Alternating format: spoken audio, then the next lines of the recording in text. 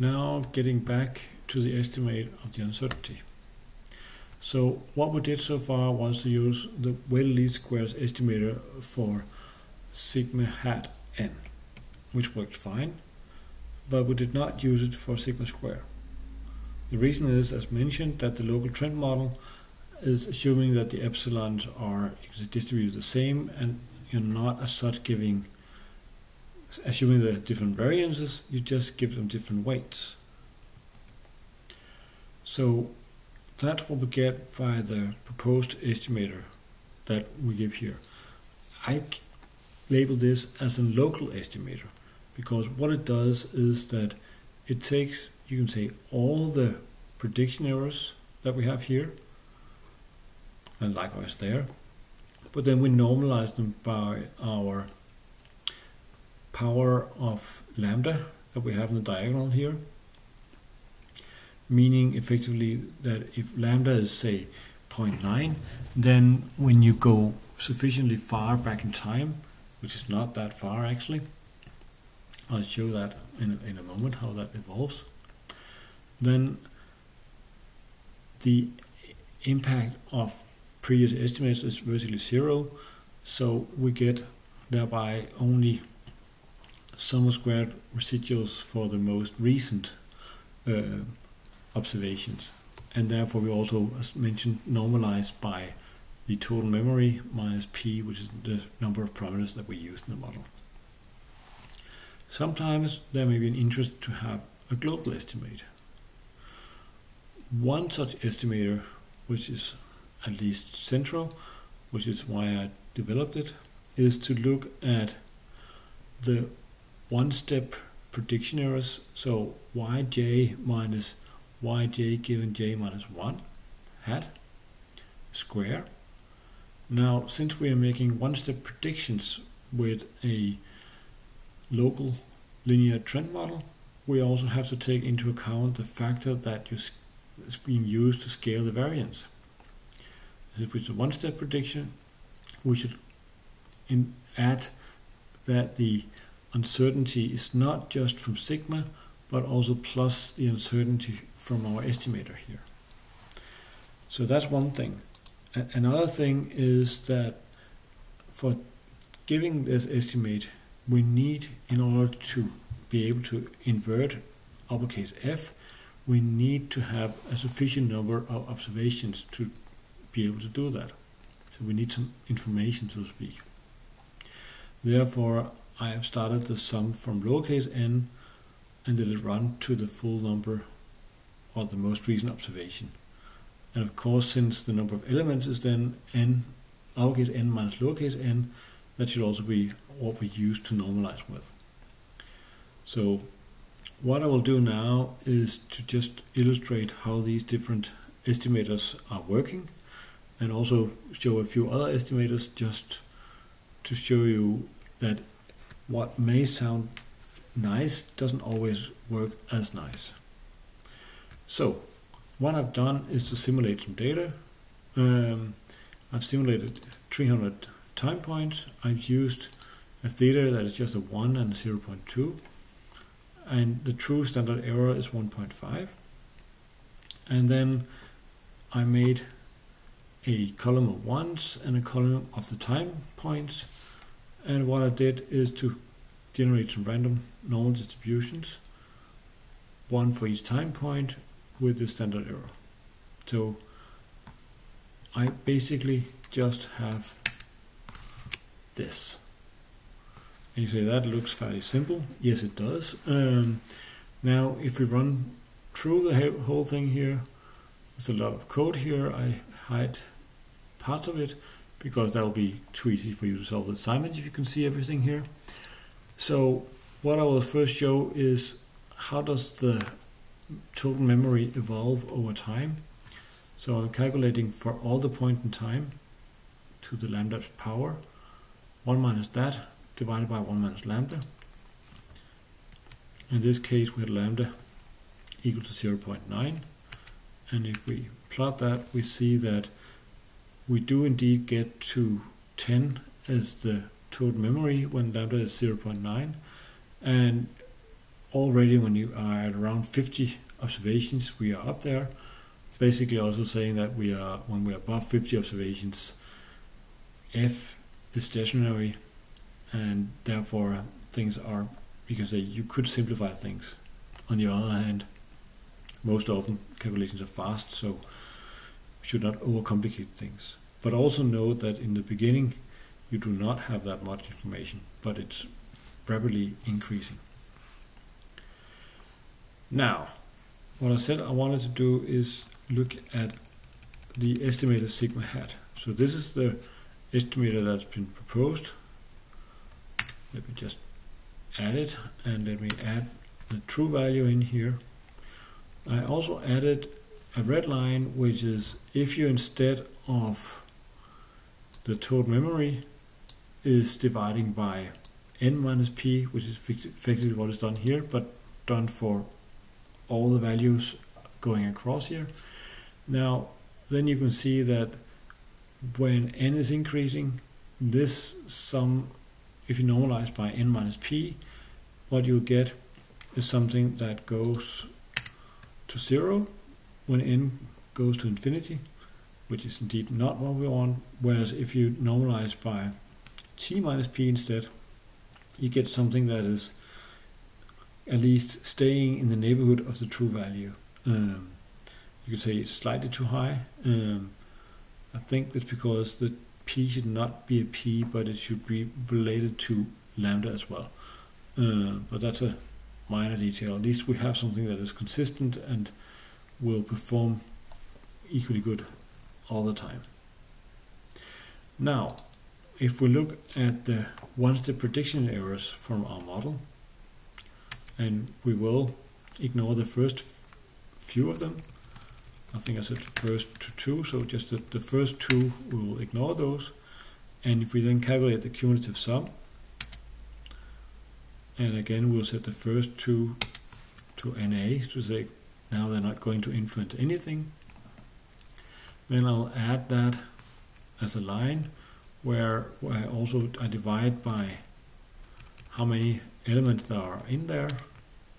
So this is, if we just take the sum of square prediction errors and we look at how that evolves over time, it's nice and smooth, and it stays, you can say, within the black point. It's a global estimator because it uses all, I mean, at least when you get out here, it uses all the previous residual to go in there. Just updating the legend. Now, if we, as proposed here, normalize by what is here called sigma.scale, which is the 1 plus lowercase f of 1 times uppercase f inverse lowercase f of 1. Then do the same calculation as before, and we add that as a sine line. Then we can see that the weighted running mean here is, of course, not unexpectedly oscillating a little bit in the beginning until things are starting to behave, and then at around 50, where we know that when we have the total memory and everything is working out, and then it actually converges very nicely to something that's very close to the true value. Now, the question is, was I just lucky? So in order to do that, I wrote some code that does this whole thing 200 times. And what I now, oh sorry, before doing that, I would like to add a graph just to show what it looks like. Because these weights here, we should just look at how they look like. So what we see is that the prediction scale here, initially it's very, very large. And you should also keep in mind that the first 2 observations are not being used. So that's at least good. But initially the weight is very, very large. And then it goes down to something that is not 1, but not so much greater than 1. Let's just look at the last value of it, just to see how close we get. So 1.2. So we get 21% extra variance by looking at the one-step predictions. Okay, so what we wanted to do was to look at all these simulations. I will add different estimators one at a time. So the first one here is the one that I proposed, where we look at the normed or weighted one-step prediction errors, or you weight with the uncertainty in the prediction given the information that we have essentially in uppercase F. And what is drawn here is the green line here, dashed line, is the line just going through 1 because I did normalize with the true standard error. And then I draw the minimum, first quantile, the median, and third quantile, or quartile, and the maximum at every point in time here for each of these, for the 200 200 models I ran through. And what you should notice is that the true value is within the inner quartile range all the time, and the median is actually also fairly close to this. If I now add the estimator where I just took the sum of squared one-step prediction errors and normalized by the number of elements in that sum, I get the red ones here.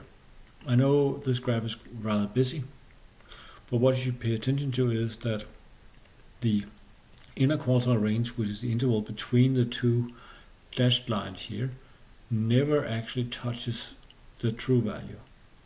So it has a clear bias as opposed to that.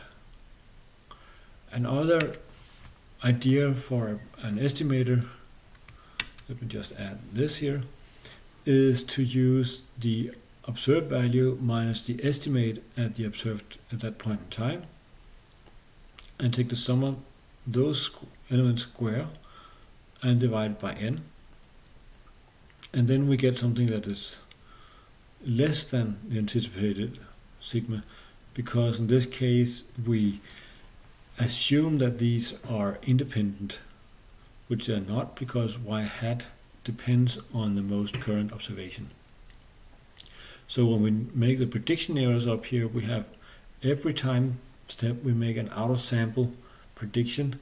So we take one and then we move on and on and on and on, and every time we make an out of sample prediction. Therefore we do not have to use the number of parameters, we just have to look at how many prediction errors are we looking at. And another way of representing this is to look at how many of these lines, how many of these 200 observations are actually above this green line, or did I do it below? I said how many of those are below 1. So if we look at, let's add them all. Now unfortunately I changed the color coding. We look at the red one here. Maybe I should make that actually black. I'll just redo this.